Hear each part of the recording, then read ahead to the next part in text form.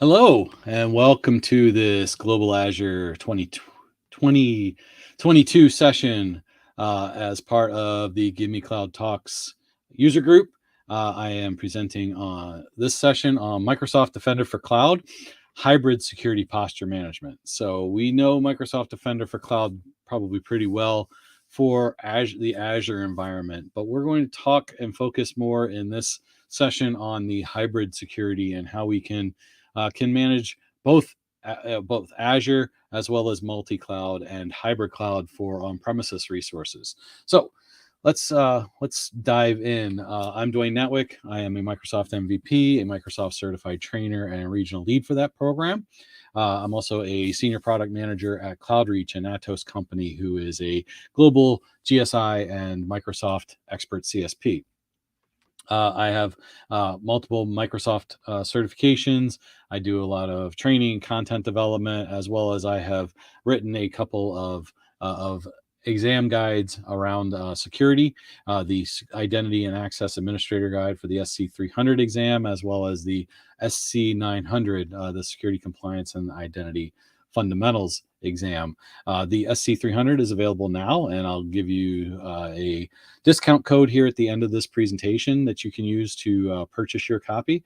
And the SC900 is available for pre-order.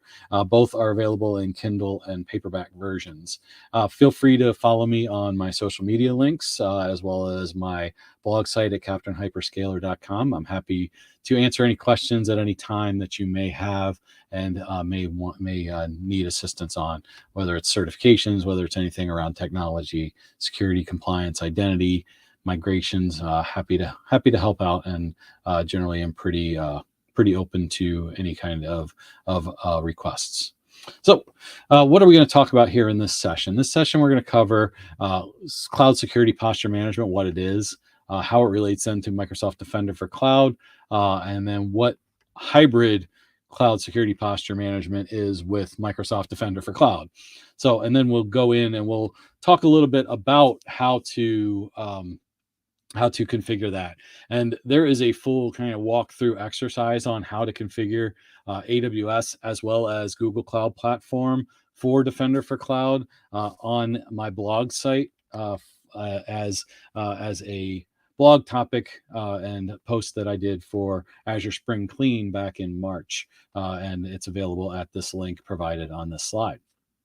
So what is cloud security posture management? I mean, really, this is how we're monitoring and managing our infrastructure defense systems. I talked a little bit and mentioned, we have our defense in depth strategy, and really how we manage and monitor at the different areas and the depths of that defense really is important. And that's what security posture management is at its most, it's simplistic, is monitoring all of those defenses, all of those controls, and assess our potential vulnerabilities and threats within, and alert on those, and so that we can identify and address potential attacks before they do any damage within our environment.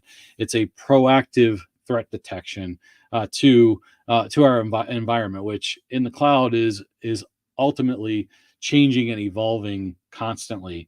And having a good security posture management plan and model in place is going to help us to protect across that and make sure that we are managing to that change as well. Some of the features and characteristics of cloud security posture management: zero trust access control. I did a talk earlier today on zero trust with conditional access policies. That's a very important piece there, as well as zero trust across our network and our compute and our data and our key vaults, for managing our secrets, and all of those things are very important pieces. Threat and vulnerability management, doing vulnerability assessments. I just got a alert right before I went live about my SQL database vulnerability assessment being complete. That is being run through Microsoft Defender for Cloud, and I'll show that when we get into the demo. Creating technical policies and guardrails, real-time risk scoring, understanding where where our potential risks are and what potential improvement actions we can take into place, and then where the risks are being shared between Microsoft and what Microsoft's handling versus what we're responsible for, and then what to do around threat modeling and architecture. How are we planning for, based on our architecture, potential threats within our organization? And Microsoft Defender for Cloud will do that for us. So that it provides security posture management for our Azure resources as well as non-Azure workloads as well.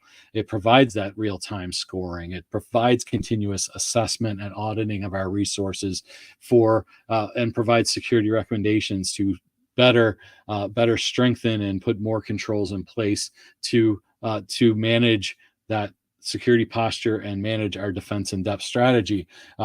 It provides workload protections for our infrastructure services, our platform services, even some of our SaaS and serverless based services as well, through VMs and platform services. Again, like I said, does vulnerability scanning, which I'll talk about more here in a moment. And what does it protect, and what does Microsoft Defender for Cloud ultimately secure and assist us with in terms of our defense in depth? You can see here, it's our compute resources like virtual machines, both Windows, Linux, and container clusters, our container registry, our storage account, our app services, so our web apps, our SQL databases, our key vaults. All of those Azure services fall into Defender for Cloud. Anything else that is outside of that really falls into things like Microsoft 365. Then the hybrid cloud protection using tying into Azure Arc for our on-premises data centers, as well as AWS and Google resources. And we'll talk more about the AWS and Google here when we get into the demo. But Azure Arc can be tied into our infrastructure as a service, compute services, both on premises as well as AWS and Google. And then there's we can also tie into AWS and Google's container services, as well as getting feeds from the security management and monitoring services within those clouds as well. And we can get alerts, advanced protection, and do vulnerability assessments across all of these areas. So let's jump into the portal. It's much easier to see how this is all done by getting into the portal. So here I have my portal.azure.com open and ready to go. I have Microsoft Defender for Cloud right here. I can easily also just type Defender, and you can see Defender for Cloud pops up. So I go to Microsoft Defender for Cloud, and we immediately get our overview screen. And right up at the top, you can see my subscriptions, and you can see here, some of this has changed recently. If you haven't been in Defender for Cloud portal recently, this tile used to be called Secure Score.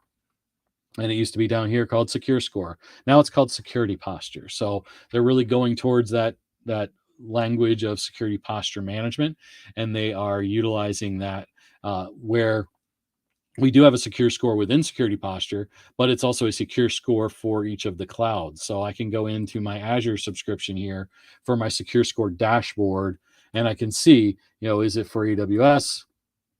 Is it for Azure? Is it for GCP? I don't have any GCP connected right now, and I don't have any real resources in my AWS environment. So this is strictly my Azure subscription and my score for my Azure subscription. I can select the view recommendations on here, and I can see then against what I've been audited on, where my secure score lies. I always get hit on MFA because it's a demo environment. I don't have MFA on all my resources, just really on my global admins. My secure ports, I'm unhealthy on a couple resources. I've got internet-facing ports open. I've got management ports open on a couple of virtual machines, so that's unhealthy. I could go in here and close those if I wanted to. Generally, can if I go in, I see the remediation steps. I can trigger a logic app to take care of that. I'm not going to do that right now. like I said, demo environment. So I just have some resources, and I've intentionally left those open for to come up and show these recommendations. Remediating vulnerabilities here. We have vulnerability scans that we can put and do vulnerability assessments. I'm not doing those on my virtual machines, but I am doing them on my SQL databases. So if I go back to Defender for Cloud, and if I want to dive a little bit deeper and see what I am protecting, I can go into my workload protections here and can see then, I have 2 servers, I have 2 storage accounts, I have a SQL database, I have my resource manager subscription, I have a DNS subscription in here, and we can see, I've got 2 unprotected on vulnerability assessments. I've got a vulnerability assessment here, unprotected for SQL. I can look at my network map and see where any vulnerabilities might be as well. You can see I've got a couple of issues here on my subnets, and you can dive a little bit deeper and see what the issue is. Again, management port issue, network security group, no network security group associated, and I can make those changes within the network map. Don't have any IoT or file integrity turned on, or adaptive network or containers right now in my environment. If I go into this environment settings, I can go into my root account here and see what's going on in my account and my policies for security. I can dig a little bit deeper in here and go, so scale down to my subscription, and I can see my Defender plans. And these are those Defender plans that we have here, whether they're configured and auto provisioned. And if we want to provision through a log analytics agent, we can set those up right here. I don't have it set up. Vulnerability assessment for virtual machines, I don't have that set, and that's why that came through as a recommendation. If I wanted to do that and have that turned on, as soon as I turn on a virtual machine, I would just toggle that on, and then I would apply that and apply the vulnerability management. Not going to do that right now. I can enable all extensions as well to the Defender plans that I have turned on. Keep in mind, this is the pay for Defender for Cloud plans. When you turn on your Azure subscription, you don't have these turned on. You need to come in, enable this plan, and turn it on.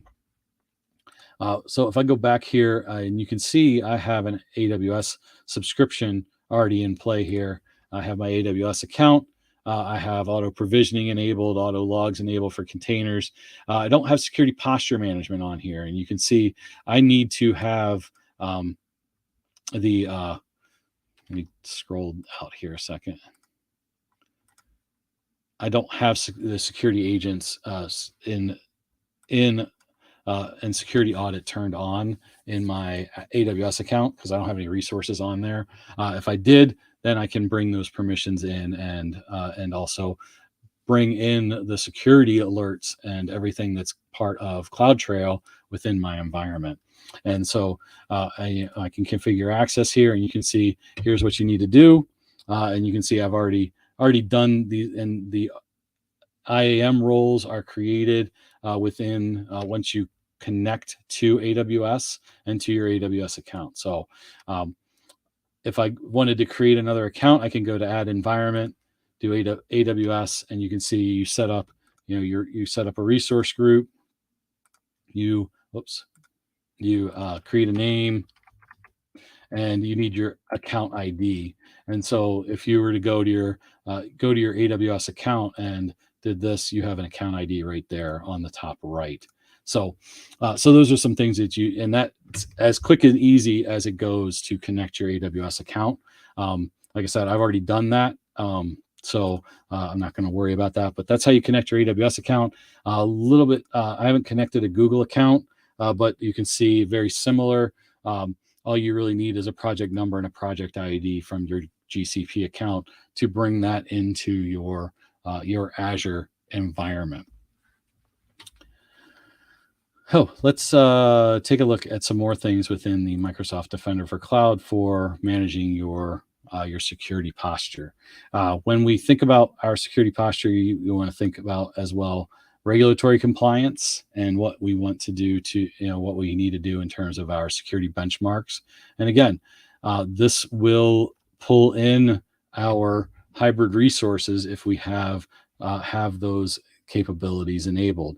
If we're bringing in, from an environment standpoint and a workflow standpoint, if we're looking at an on-premises environment, we can go down here to security solutions and we can add, we can create a new workspace and then create an analytics workspace and connect that into here, as well as connect our Azure Arc resources.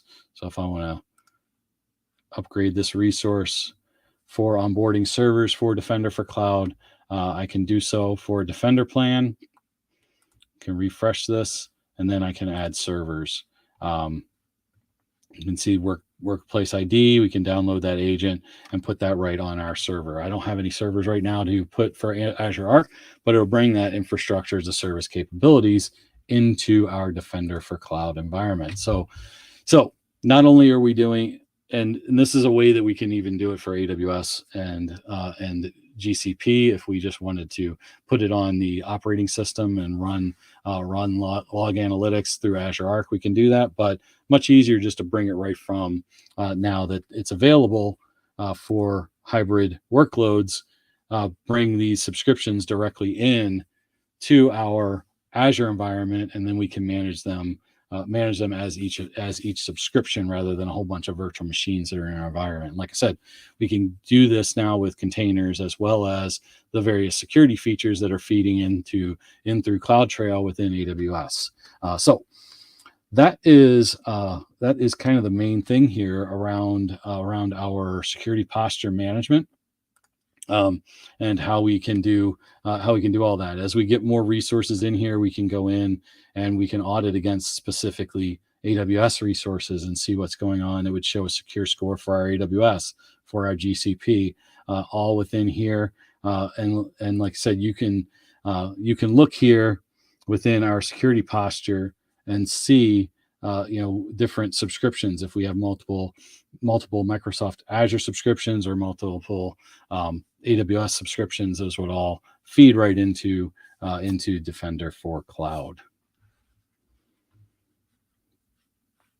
One thing around regulatory compliance as well. Something I always say about compliance and complying to regulations is that it's probably worth it to turn on Defender for Cloud workloads strictly and turn that on strictly for regulatory compliance. If you have any kind of regulatory compliance that you need to audit against, you can very easily do that within Defender for Cloud, and hopefully create a much easier audit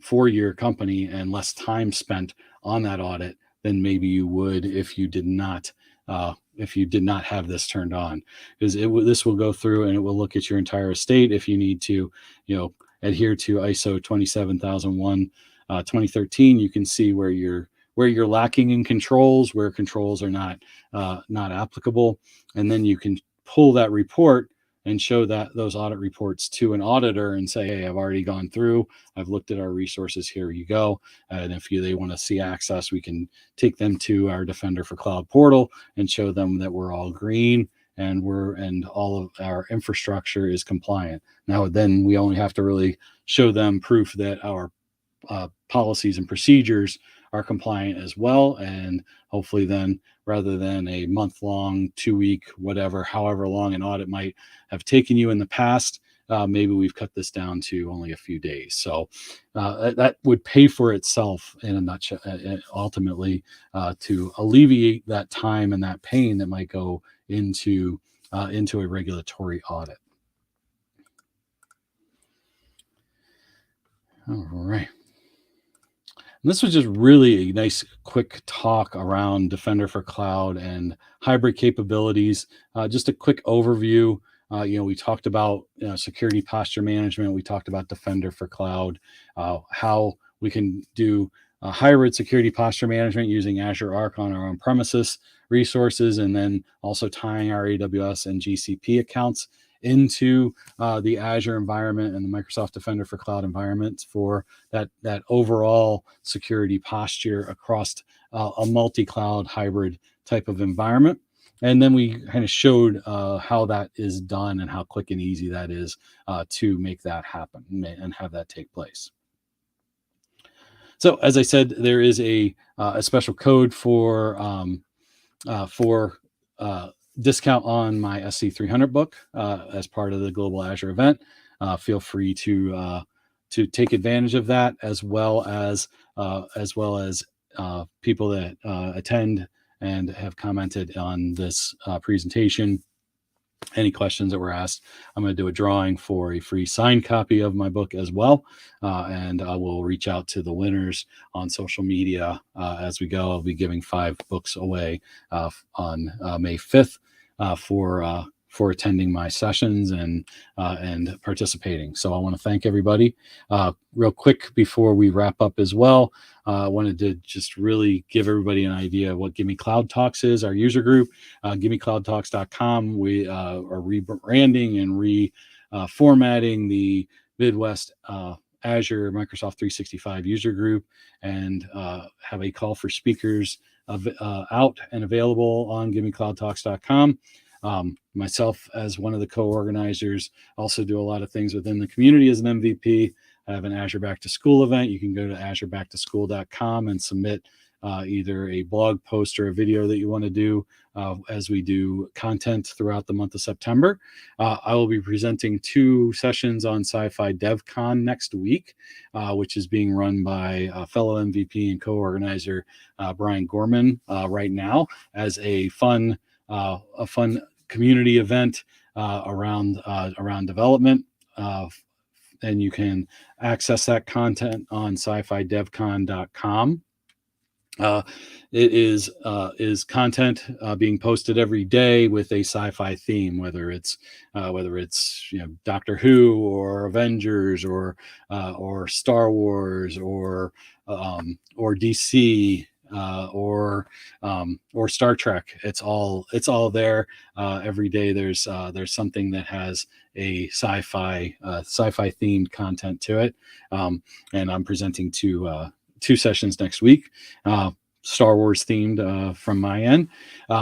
Shannon Keene is a program manager from Microsoft's Identity and Access team, and she's been doing a video series with fellow MVP Shabazz Dar on his I Am IT Geek YouTube channel. So check that out. I think they've done 3 or maybe just posted the 4th episode there. Derek Smith also is going to be speaking in June at the Scottish Summit, and Nick Collier and Brett Bozick are the co-founders of Skylines Academy, and they're currently working very diligently on all of the updates that have happened this past quarter on Azure exams, so that it's good video content to help prep you for the exam. So I want to thank everybody for attending this Global Azure session. This will be available on YouTube, on my YouTube channel, Captain Hyperscaler, for you to view at a later date as well, and go back and review anything if you have any questions. Go to my blog site, CaptainHyperscaler.com. Like I said, you can find the Azure Spring Clean post that I did that walks you through everything I was kind of going through in my demo. And then also feel free to connect with me on LinkedIn, as well as follow me on Twitter. Happy to connect and happy to answer any questions that you might have on anything that is Azure or Microsoft 365. So thank you very much, everybody, and have a great day. I have one more session today that's coming up in about 45 minutes. So if you're attending this session and want to catch that session, we'll be going pretty deeply into modern authentication and passwordless technology. So thank you very much, and talk to you soon.